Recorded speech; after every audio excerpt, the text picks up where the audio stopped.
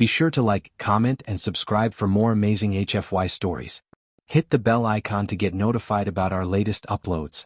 In the vast reaches of the galaxy, the peaceful planet of Xerion thrives, home to an ancient and powerful species. The Xerionids, insectoid beings with towering bodies, sharp mandibles, and eyes that glow with intelligence.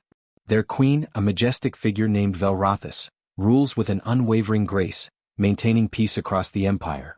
But her heart, burdened by centuries of duty, remains closed to the notion of love. Meanwhile, on a distant human colony, Lieutenant Marcus Riley, a decorated officer of the Galactic Alliance, is chosen for a diplomatic mission. The mission is simple on paper: negotiate an important trade agreement with the Xerionids. But everything changes when Marcus arrives on Xerion, and his interactions with Velrothis take an unexpected turn. As the human enters the royal chambers, the queen's sharp eyes scan him with curious interest. Despite her impressive appearance and royal stature, Velrothis finds herself intrigued by the boldness and unspoken charisma Marcus exudes.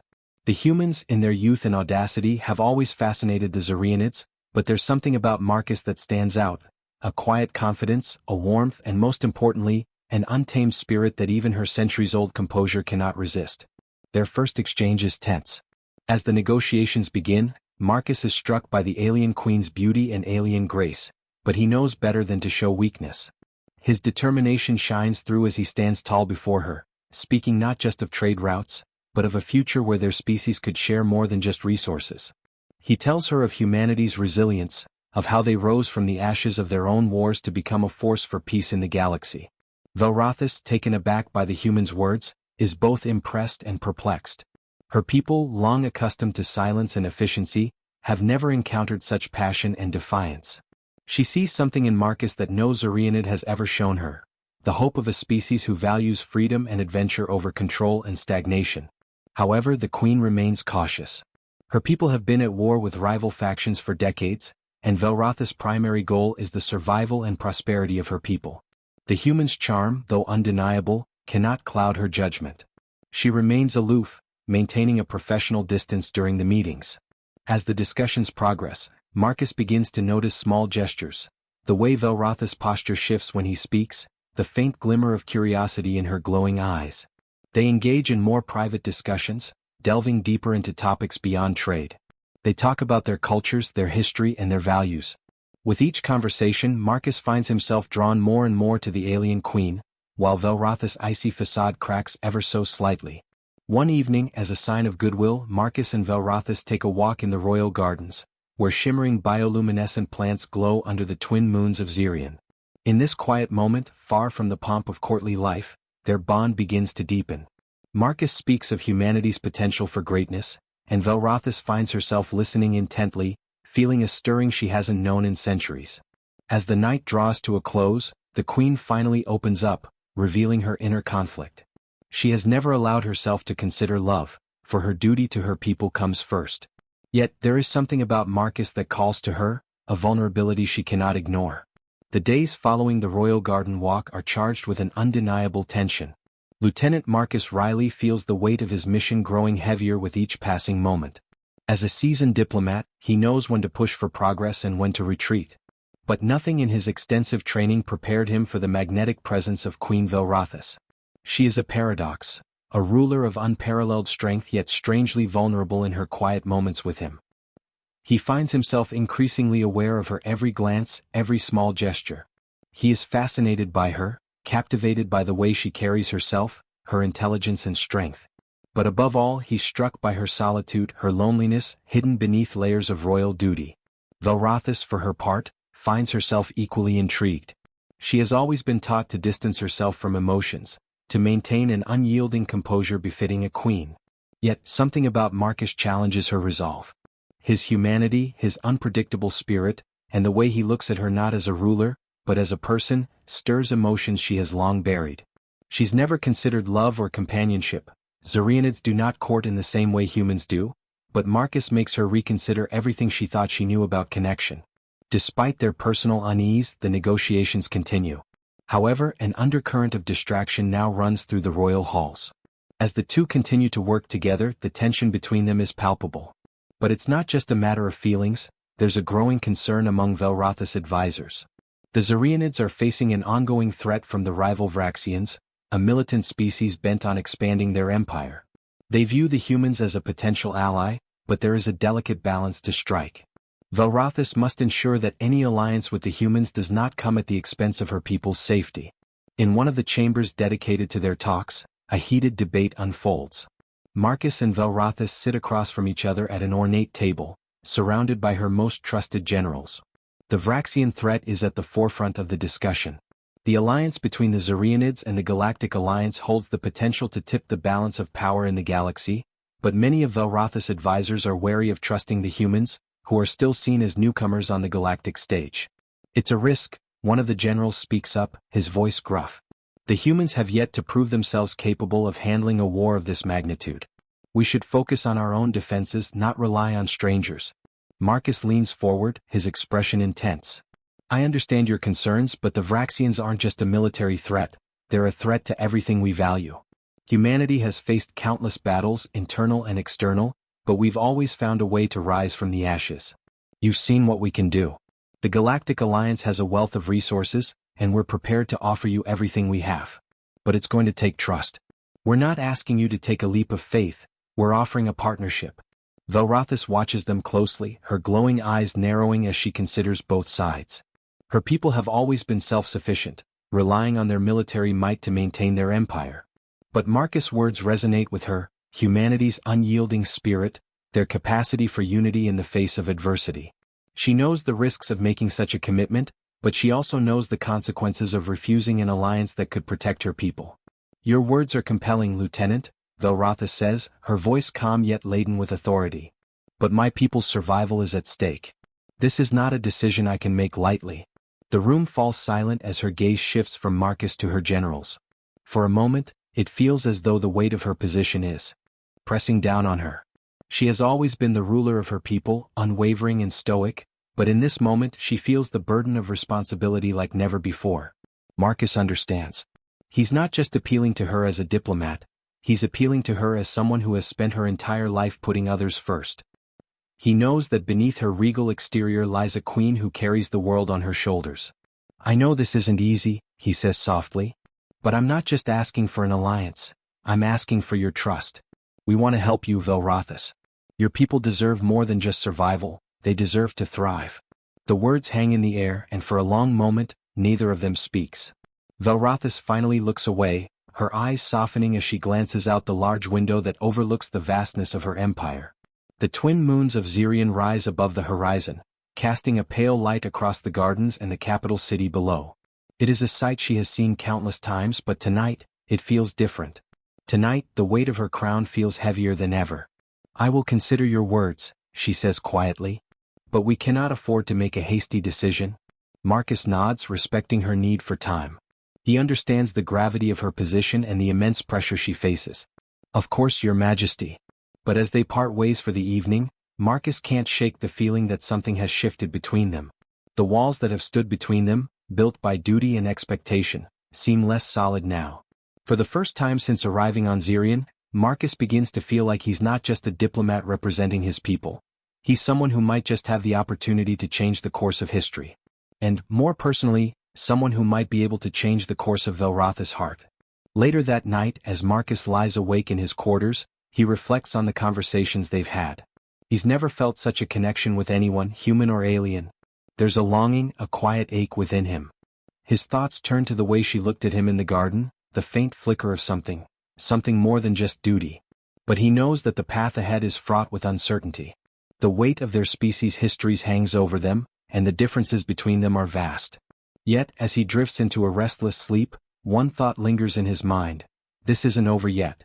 The following days are filled with tension, as both Marcus and Velrothis navigate the delicate balance between diplomacy and personal feelings. The atmosphere in the royal palace is charged. Marcus is aware of the quiet glances from the Xerianid courtiers, the hushed conversations between her generals. But none of it matters. He knows that the negotiations have reached a critical point, and that his mission is now about more than just securing a treaty. It is about earning Velrothis' trust, and understanding that the future of not only the Xerianid people but also humanity's place in the galaxy may rest on their relationship. Velrothis, meanwhile, remains inwardly conflicted.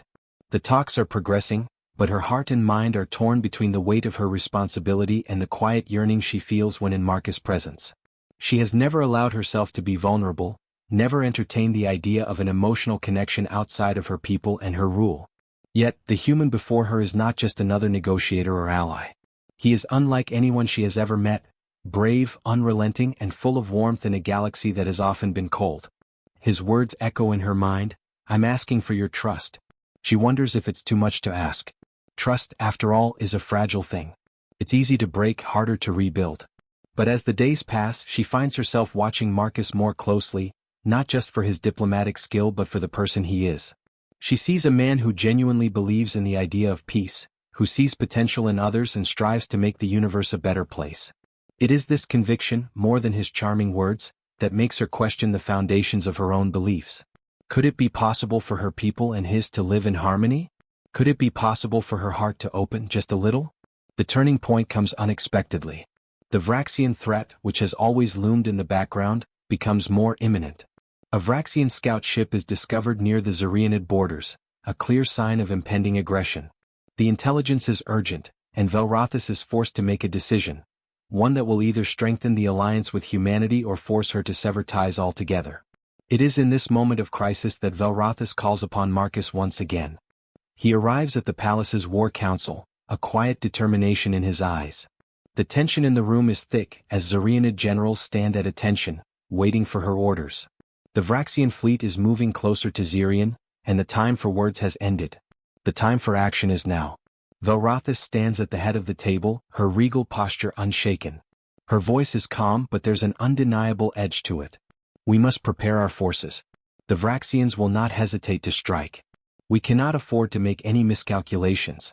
Marcus listens intently, his eyes scanning the holographic displays of enemy positions. The Zarianid fleet is formidable, but the Vraxians have numbers on their side. There is no room for error. He feels the weight of the moment. This is not just about negotiations anymore. This is about survival. He looks up at Velrothis, who meets his gaze without flinching. "I'll be ready to offer whatever support we can," Marcus says firmly. "But we'll need to act quickly. The Vraxians won't wait long." A moment of silence passes as Velrothis considers his words. The trust between them has been slowly building over the past few days, but this is the test. Her people's survival is on the line. Can she trust this human, this outsider, enough to risk everything? Without a word, she nods, signaling for her generals to prepare the Zarianid fleet. But before they leave, she steps toward Marcus, her regal form standing tall beside him. For the first time, she speaks not as a ruler, but as a woman who faces an uncertain future. "Marcus, this will not be an easy fight. I need you to know, your people may be the only hope we have." Marcus meets her gaze, his expression unwavering. "We'll stand with you, Velrothis. You're not alone in this." Her heart races at the sincerity in his voice. There's no hesitation, no sign of doubt. In that moment, Velrothis realizes something that shakes her to her core. She believes him. She believes in him. As the two exchange a final, unspoken glance, the tension between them is palpable. There is something that has shifted, something that cannot be undone. The quiet yearning she felt before has blossomed into a quiet trust. A trust that, despite the dangers they face, might just be the key to both their survival. The battle itself is a whirlwind of chaos. The Zarianid fleet, though strong and well-prepared, faces a relentless Vraxian onslaught. Marcus is given command of a human fleet that arrives at the last moment, providing the reinforcements needed to turn the tide. The two forces, human and Zarianid, work in unison, their ships cutting through the battlefield in a symphony of precise coordination. Marcus' quick thinking and daring tactics save countless lives, but it is the bravery of the Zarianid soldiers and Velrothis herself that tips the scales. In the heat of battle, Marcus can't help but think of the Queen. Though they've only shared fleeting moments of connection, he feels a deep sense of responsibility for her people. He trusts her with everything just as she's come to trust him. And as the last of the Vraxian ships are destroyed and the fleet begins its retreat, Marcus knows one thing for certain. Their bond has been forged in fire, tested in the crucible of battle, and it is stronger than ever. Later, in the quiet aftermath, Marcus finds himself once again standing before Velrothis. The once cold queen now exudes a sense of relief and triumph, her regal posture no less commanding but softened by something warmer. Her eyes meet his and for a moment, they both stand in silence, acknowledging the bond they share. You kept your word, she says softly. You've proven that humanity's trustworthiness is not just a dream. Marcus steps closer, his voice low but firm. And you've proven that you're more than just a queen. You're a leader. Someone worth standing beside. The distance between them narrows, and for the first time, there is no diplomacy, no duty, just two souls standing at the edge of a new beginning. In the aftermath of the battle, Zirian's capital is a scene of victorious but somber relief. The Zirianid fleet, battered but intact, returns to the safety of their homeworld. The Vraxian forces, though formidable, have been repelled. Velrothis stands on the balcony of her royal chambers, gazing out at the sprawling city below, her thoughts weighed down by the events that have unfolded. She can hear the distant hum of the rebuilding efforts, the restoration of infrastructure, the sound of soldiers returning home, but none of it eases the unease she feels in her heart. Marcus Riley is no longer just a diplomat. After the battle, the humanity of his presence lingers in her mind, and it is not just his courage that stands out, but his character. He has shown her that humans, for all their flaws, are capable of profound loyalty and sacrifice. They are not perfect, but they are adaptable, resilient, and relentless when faced with adversity. Velrothis knows that she can count on him, that humanity has proven itself as a trustworthy ally. But there is something else, a deeper conflict that stirs in her whenever she thinks of him. She cannot deny it any longer. The quiet moments they shared, the unspoken trust they had built, it is no longer just respect or camaraderie. It is something more, something she has not allowed herself to consider in centuries. Well, the thought is unsettling to her. She is the queen of an ancient, proud species. To give herself to another, human or alien, is not just a personal decision, it is a matter of great political significance. Her people have always revered their monarchs, seeing them not just as rulers but as symbols of strength, unity, and immortality. For Velrothis to step outside of her role would shake the very foundation of her authority. Yet she cannot ignore the pull she feels when Marcus is near. She cannot deny the warmth that spreads through her chest when their hands accidentally brush, when their eyes meet across a crowded room. The way he looks at her as though she is more than just a queen, more than just a symbol of power, but a woman. It is both exhilarating and terrifying. As the days pass, the diplomatic talks continue. The alliance between the humans and the Zirianids is formalized, and trade agreements are signed. But beneath the surface something has changed. Marcus and Velrothis find themselves spending more time together, not just in the public eye but in private. They share long walks in the royal gardens, quiet dinners where they discuss everything from military strategy to the meaning of life. The conversations that once revolved around duty and politics have begun to delve into deeper, more personal territories. It is during one of these moments that Velrothis can no longer keep her feelings hidden. It is late in the evening, and they are alone in a secluded courtyard, the twin moons casting their soft glow over the landscape. The air is cool, filled with the scent of exotic flowers. Marcus stands a few paces away, admiring the view, while Velrothis watches him quietly, her heart racing. She has never felt so vulnerable, so unsure of herself. For once, the role of the queen feels like a heavy burden she cannot bear. Finally, she speaks, her voice softer than usual. "Marcus," she begins, and he turns to face her, his expression one of gentle curiosity. "Do you know what it means to rule?" Marcus blinks, surprised by the question. He steps closer, his gaze compassionate. To lead, to guide people toward something better. To be there for them, no matter the cost. Velrothis nods, her mind racing. Yes, but it is also about sacrifice. It is about giving up parts of yourself to maintain the balance, to protect those you love. Sometimes the cost is too high. Marcus listens intently, sensing the weight of her words. "I can't pretend to know what it's like to be a queen, but I do know what it's like to put others first. I've seen the cost of leadership. And it's not always an easy thing." She takes a deep breath, feeling the walls around her heart slowly begin to crumble. "You are right," she says, her voice barely above a whisper. "I have always put my people first. I have never allowed myself to think beyond my duty. But now I find myself questioning everything." Marcus steps closer, his presence calming, yet filled with an undeniable warmth. "What do you mean?" Velrothis turns away, her gaze shifting to the distant horizon. "I find myself drawn to you. More than I ever thought possible. But I am afraid. If I allow myself to feel this way, it will change everything. My people will see me as weak, as fallible. They will lose faith in me."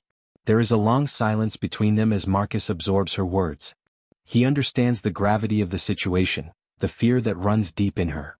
But he also knows that love, true genuine love, does not make one weak. It strengthens, it fortifies, it inspires. He steps forward, gently taking her hand in his, offering her a quiet, unwavering support. Velrothis, he says softly, your strength has always been in your heart. The way you care for your people, the way you carry yourself even in the darkest times, that's what makes you a great leader. Not your ability to distance yourself from emotions. And I don't think your people would see you as weak if they knew the truth. If they saw how much you truly care. Velrothis' breath catches in her throat as his words settle in. It is everything she has ever wanted to hear, yet it terrifies her. The idea that she could have both, a love that she has long denied and the strength to rule with compassion, is foreign to her, yet it feels like the right path. She has lived her entire life in the shadows of duty, but now in this moment she wonders if perhaps she can create a new path, one where love and leadership can coexist. But there is still a lingering fear, a doubt that holds her back. I don't know if I can do this, she admits, her voice trembling. I don't know if I can open my heart without losing everything I've worked so hard to build. Marcus gently lifts her chin, making her meet his gaze. You won't lose anything, Velrothis. You'll just gain something new. Together we can build something that will make both our people stronger. You don't have to do this alone. For a moment, the world around them seems to fade. The weight of her crown, the expectations of her people, all fall away, leaving just the two of them in this moment of vulnerability and trust. Velrothis' heart pounds in her chest as she gazes into Marcus' eyes. He is right. She doesn't have to do this alone. She never did. Taking a deep breath, Velrothis finally allows herself to believe in the possibility of something more. With Marcus by her side, she can face the future, not as a queen burdened by duty, but as a leader capable of love, strength, and compassion. And so, as the twin moons shine down upon them, Velrothis makes a choice that will change the course of history not just for her people but for the galaxy as a whole. The days following that pivotal evening in the royal courtyard are a whirlwind. Velrothis feels as though her world has shifted on its axis, yet she is unsure whether it is the weight of her responsibility or the warmth of the human diplomat by her side that causes the ground beneath her to feel unsteady. Marcus Riley has become more than just a representative of the Galactic Alliance. He has become a symbol of something she never thought possible for herself. Love. The realization hits her in waves, and though she does not fully understand it yet, she knows one thing for certain. She can no longer distance herself from her feelings. In the past, duty was her guiding star, but now, it seems to flicker under the light of something brighter. Her advisors, sensing the shift in her demeanor, grow increasingly curious about her decisions. They are quick to note that her interactions with Marcus have taken on a more personal tone, and while they remain outwardly respectful, some of them begin to express concern. The Zarianid people have always admired their queen's stoic nature. They are not accustomed to seeing her so human. Her generals are the first to voice their worries.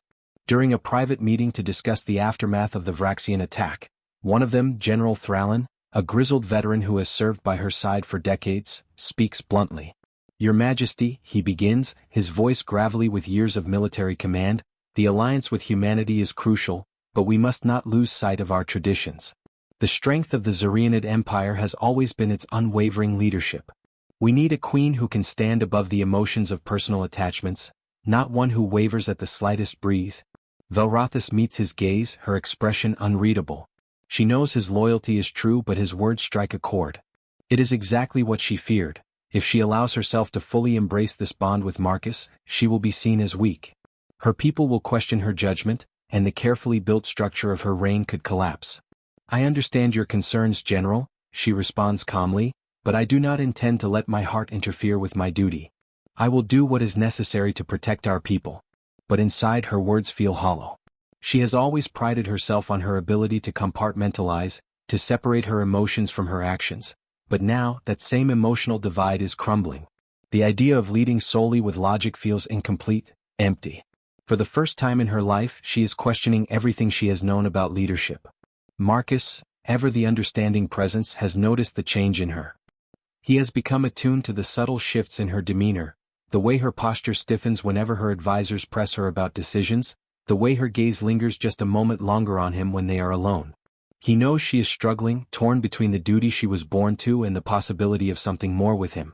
And he respects her too much to push her in a direction she is not ready to go. But he is also certain of one thing. Velrothis is capable of balancing both the weight of her crown and the depth of her heart. He has seen it in her during the battle with the Vraxians. She is a warrior, a leader, but she is also a woman who is capable of love, and that love does not make her weaker. In fact, it makes her stronger. One evening, as they share a quiet moment in her chambers, he speaks of his thoughts, his voice low and steady. "Velrothis," he says, "I know you're facing an impossible decision. I don't want you to feel like you have to choose between me and your people. I'm not asking you to abandon your duties, but I believe you can have both. You're not defined by just one thing, you are more than the sum of your parts." Her heart catches at his words, and for the first time in days she feels a spark of hope. Maybe he is right. Maybe there is a way to have both the loyalty of her people and the love she has come to cherish. It will take time and it will require the utmost care, but perhaps there is a future where she can rule with compassion, not just fear. However, the road ahead is fraught with obstacles. News of a new Vraxian offensive reaches Zirian only a few days later, and the gravity of the situation forces Velrothis to act quickly. She must call upon Marcus and the humans once again, this time in a more significant role. The Zirianid forces are strong, but they are not invincible, and the Vraxians know this. If they strike now, with the element of surprise, they could wipe out the Zirianid fleet before they even have a chance to mobilize. Marcus, though eager to help, senses the undercurrent of tension that flows between them. Velrothis is distant once more, her face a mask of duty and determination. The cracks in her resolve are starting to show, and he can't help but feel that the weight of her kingdom is slowly pulling her away from him. But he respects her space. He knows she needs to make these decisions for herself. As the two meet in the war room to discuss strategy, the tension is thick. Marcus, ever the tactician, suggests a daring plan that involves using the human fleet to infiltrate the Vraxian forces undetected.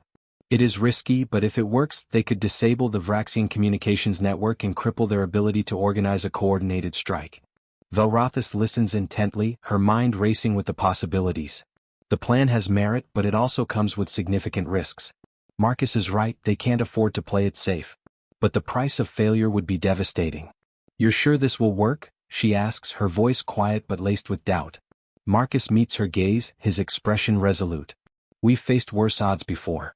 Humanity has learned how to survive by taking risks and thinking outside the box. I believe in this plan, and in you." She looks at him then, not as a leader or a diplomat, but as someone who has become her closest confidant. The words he speaks are filled with sincerity, and for the first time in weeks she allows herself to believe in the possibility of something more than duty. She believes in him too. "I trust you," she says softly, the words carrying more weight than she intends. There is a brief moment of silence between them before she continues, her voice steady. "I trust you with my people, and with my heart."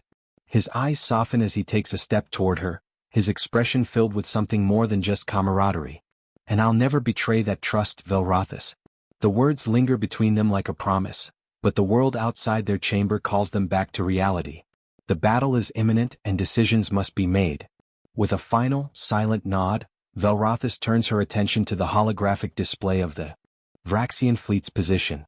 The alliance between the Zirianids and humanity has been tested, but this final test could determine the future of both their peoples, and the future of their hearts. As they prepare to face the Vraxians together, Velrothis makes her decision. She will not choose between her duty and her heart, she will find a way to balance both. With Marcus by her side, they will face whatever comes, united in their strength, their love, and their commitment to their people. The tension in the command center is palpable as the Zirianid and human fleets prepare for the final confrontation with the Vraxians. Velrothis stands at the helm, her gaze fixed on the holographic displays of the enemy fleet, her mind calculating every possible move. The Vraxians are ruthless and their forces are vast, but they are not invincible. If the alliance between humanity and the Zirianids can execute their plan, they stand a chance, albeit a slim one. Marcus stands beside her, his presence a steady anchor in the chaos. Despite the high stakes, he feels a sense of peace when he looks at Velrothis. They have shared so much, moments of doubt, of fear, but also of strength, and now they stand on the edge of something greater. The bond they share has grown from mere alliance to something deeper, something that will shape the future of both their peoples. "You're sure this is the right plan?" Velrothis asks, her voice calm but with a hint of uncertainty. She has always trusted her instincts, but this is different. The future of her empire, and the survival of the galaxy, rests on the outcome of this battle. Marcus meets her gaze, his expression steady. "We've calculated every angle. It's our best shot. The plan is risky, human and Zirianid fleets are to work in tandem, using the human ships to infiltrate the Vraxian fleet and disable their communications. Meanwhile, the Zarianids will launch a full offensive to draw the enemy's attention away from the infiltration team. The hope is that with the Vraxians' coordination crippled, the battle will turn in their favor. If it fails, the consequences will be catastrophic. Then let's make sure it works, Velrothis says, her voice firm. The Queen is back, the leader who has guided her people through countless trials, but there is a new warmth in her eyes when she looks at Marcus, something that transcends duty. The trust between them is absolute. The battle begins as soon as the two fleets make contact with the Vraxian forces. The sound of energy weapons firing, of ships maneuvering at breakneck speeds, fills the command center. It's a cacophony of war, but amidst the chaos, Velrothis remains unshaken.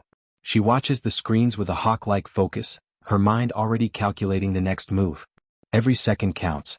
Meanwhile, Marcus leads the human fleet's infiltration team, using advanced stealth technology to slip past the Vraxian defenses. His ship is a blur of speed and precision, his crew working in perfect sync. The Vraxians are quick to retaliate, launching salvos of fire in their direction, but the human fleet weaves through the onslaught, staying just out of reach. It is an exhilarating, heart-pounding chase, but Marcus keeps his composure. He knows the importance of their mission. On the Zarianid side, Velrothis commands her fleet with precision. The Zarianids move like a coordinated swarm, their ships engaging the Vraxians head-on, drawing their attention away from the human ships as they slip deeper into the heart of the enemy lines. Every move is a calculated risk, but the Zarianid forces are relentless, their advanced technology and fierce determination giving them an edge. Still, Velrothis knows the odds are not in their favor. The Vraxians may be distracted, but they are still formidable. As the battle rages on, a crucial moment arrives. The human fleet, with Marcus at its helm, successfully breaches the Vraxian communications network. The disruption is immediate. Vraxian forces begin to falter, their fleet's movements becoming erratic, disorganized. For a brief moment, it seems as though victory is within reach. But just as hope begins to rise, a massive Vraxian warship, the Horith, emerges from the shadows, its weapons charged and ready. The ship is enormous, a terrifying behemoth that dwarfs anything the humans or Zarianids have ever seen. The Horith charges toward the heart of the Zarianid fleet, its firepower overwhelming. It's a weapon of mass destruction, and if it is allowed to break through, the Zarianids will be decimated. Focus all fire on the Horith, Velrothis commands, her voice cutting through the chaos. We cannot allow it to breach our lines. The Zarianid fleet responds immediately, but the Horith is relentless. It cuts through their ships with ease, tearing through their defenses as though they were paper. Velrothis watches helplessly as one of her flagship cruisers is obliterated in a single blast, her heart sinking with each loss. Then, something unexpected happens. Marcus' voice crackles over the comms, urgent and focused. Velrothis, we've got an opening. We can disable the Horith from the inside. We need your signal. Velrothis hesitates. The human fleet has already risked everything, and now Marcus is asking for the Zarianids to do the same. But she sees the determination in his eyes, the unwavering confidence that they can succeed. She knows this is their last chance. Do it, she orders. Marcus's team moves quickly, sending a wave of sabotage drones into the Horith's internal systems. The battle is not over yet, but with the Horith's internal network compromised, its main weapon systems begin to malfunction, slowing its advance. The Vraxians are caught off guard, their forces scrambling to adapt. The human and Zarianid forces press the advantage, pushing the Vraxians back, their combined might unstoppable. With a final desperate push, the Horith is brought to its knees, its engines sputtering and failing. The Vraxians retreat, their once proud fleet shattered, and the battle is won. The aftermath of the battle is a surreal blur. The Zarianid fleet, though battered, has triumphed. The humans have proven their worth as allies, their technology and cunning instrumental in the victory. The Vraxians, for the first time in decades, have been driven back. It is a moment of unparalleled triumph, but even as the cheers echo through the command center, Velrothis cannot ignore the weight of what has transpired. The war is not over, but the alliance has proven its strength. As the human and Zarianid fleets begin their celebrations, Velrothis steps away, seeking a quiet moment of reflection. Her heart is heavy with both pride and uncertainty. Marcus finds her in the quiet solitude of the observation deck, standing alone, gazing out at the stars. He approaches cautiously, his footsteps soft against the cold floor. Without a word, he stands beside her, his presence offering a quiet comfort. You did it, he says, his voice low. You saved your people. Velrothis turns to face him, her eyes filled with a mixture of exhaustion and gratitude. We did it, she corrects him gently. Together. He smiles, a quiet understanding passing between them. The future remains uncertain, but they have faced the greatest test their alliance will ever know, and they have emerged victorious. They have shown the galaxy that despite the differences between them, humanity and the Zarianids are stronger together than apart. Velrothis takes a deep breath, feeling the weight of her crown and the love in her heart. She has found a balance, one that she never thought possible. She is still the queen of the Zarianid Empire, but she is also a woman who has learned to love, to trust, and to hope for a future beyond the boundaries of duty. With Marcus by her side, she knows they can face whatever comes next. And for the first time in a long while, Velrothis allows herself to believe in the possibility of a future. One where love and leadership are not opposing forces, but complementary strengths. Together, they will shape the future of their people and the galaxy. Thanks for watching, everyone. If you enjoyed this video, don't forget to like, comment, and subscribe for more exciting HFY stories. Your support means the world to us. And make sure to tap the bell icon so you never miss an update. Stay tuned for our next adventure, and until then, keep exploring the stars. See you in the next video.